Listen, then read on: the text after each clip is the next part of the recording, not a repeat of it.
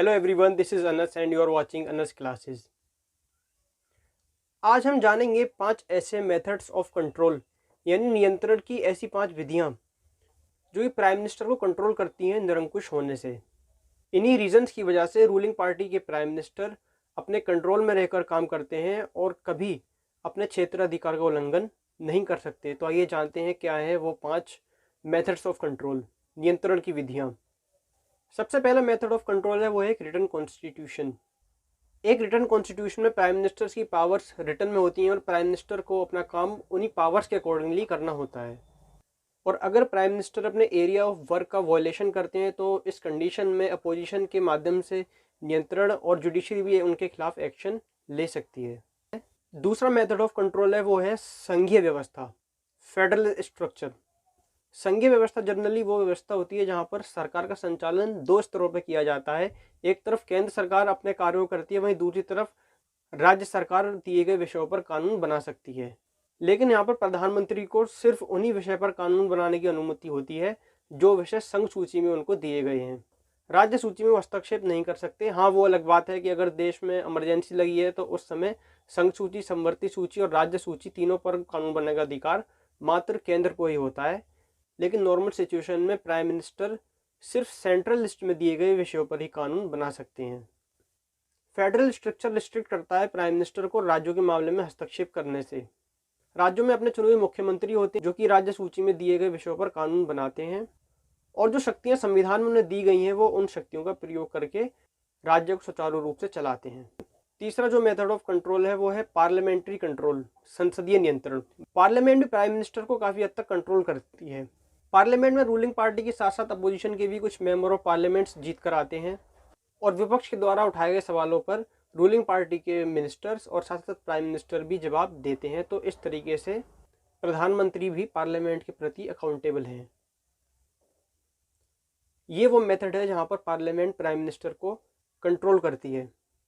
बल्कि prime minister को अपनी ही पार्टी के मेंबर ऑफ पार्लियामेंट्स का भी समर्थन जरूरी होता है।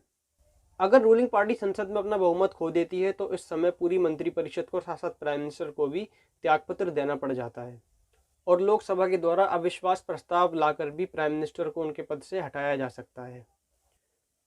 जुलाई 1979 में मोरारजी मंत्रिमंडल ने भी अविश्वास प्रस्ताव के कारण ही त्यागपत्र दिया था। और इसके अलावा ऐसे भी कई प्राइम मिनिस्टर्स रहे हैं जिन्हें लोकसभा का समर्थन न रहने के कारण त्यागपत्र देना पड़ा। 1990 में प्रताप सिंह, 1991 में चंद्रशेखर, 1996 और 99 में अटल बिहारी वाजपेयी, 1997 में HD देवगौड़ा तथा 1997 में इंद्र कुमार गुजराल। ये वो प्राइम मिनिस्टर्स हैं जिन्हें लोकसभा में समर्थन न मिलने के कारण त्यागपत्र देना पड़ा। तो इस लिहाज से पार्लियामेंट का रोल काफ़ी इंपॉर्टेंट होता है प्राइम मिनिस्टर को उनके पद पर बनाए रखने के लिए। चौथा जो मेथड ऑफ कंट्रोल है वो है दलीय नियंत्रण, पार्टी कंट्रोल। प्राइम मिनिस्टर दरअसल प्राइम मिनिस्टर की पोस्ट तक पहुंचते ही जब वो किसी पार्टी से जुड़ते हैं, चुनाव प्रचार करते हैं, अपनी बात को रखते हैं, अपना मैनिफेस्टो लाते हैं और पार्टी संगठन को मजबूत करते हैं। अगर कोई पॉलिटिकल पार्टी प्राइम मिनिस्टर को उस पार्टी से ही निकाल दे तो उस कंडीशन में प्राइम मिनिस्टर का पूरा पॉलिटिकल करियर ही अंधकार में चला जाएगा।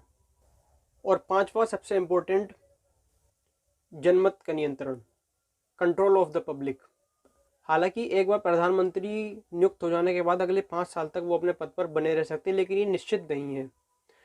जैसा कि पहले मैंने बताया कि सरकार अपना समर्थन खो दे या फिर सरकार के खिलाफ लाया गया अविश्वास प्रस्ताव अगर संसद के दोनों सदनों से पास हो जाता है तो इस स्थिति में प्रधानमंत्री को अपना पद छोड़ना पड़ेगा। इसके अलावा महाभियोग चलाकर भी प्राइम मिनिस्टर को उनके पद से हटाया जा सकता है। लेकिन इसके साथ साथ प्राइम मिनिस्टर को समय समय पर जनता के प्रति अकाउंटेबल यानी जवाबदेहिता बनाए रखनी होती है। प्राइम मिनिस्टर को जनता को ये विश्वास दिलाना होता है कि उनकी सरकार कैसे सक्षम है, किस तरीके से चुनौतियों से निपट रही है। जब तक प्राइम मिनिस्टर जनता के बीच ये विश्वास बनाए रखते हैं, जनता दोबारा उन्हें चुनकर संसद में भेजती है। और यदि जनता को ऐसा महसूस होता है कि वास्तव में सरकार ने हमारे लिए कुछ नहीं किया या जो किया है हम उससे सेटिस्फाइड नहीं है, तो इस कंडीशन में अगले चुनाव में जनता उस दल को या उस पर्सन को वोट ना देकर उसको उसके पद से हटा सकती है। लोकतंत्र में जनता ही सब कुछ है, जैसा कि अब्राहम लिंकन ने भी डिफाइन किया है, rule of people, by the people, for the people. लोगों के द्वारा लोगों का शासन और लोगों के लिए। सो हर रूलिंग पार्टी के लिए काफ़ी इंपॉर्टेंट होता है कि वो जनता के बीच अपना भरोसा बनाए रखें, जनता को ये विश्वास दिलाने में वो सक्षम हो कि वास्तव में हमारे द्वारा किए गए काम देश के लिए और देश की जनता के लिए कैसे लाभदायक हैं, फ़ायदेमंद हैं। सो फ्रेंड्स, ये थे वो 5 मेथड्स ऑफ कंट्रोल जो कि प्राइम मिनिस्टर को रिस्ट्रिक्ट करते हैं अपने लिमिट्स में रहने के लिए, और इन्हीं रीजन के कारण प्राइम मिनिस्टर निरंकुश नहीं हो सकते। सो आज के लिए बस इतना ही। मिलते हैं आपसे किसी और वीडियो में।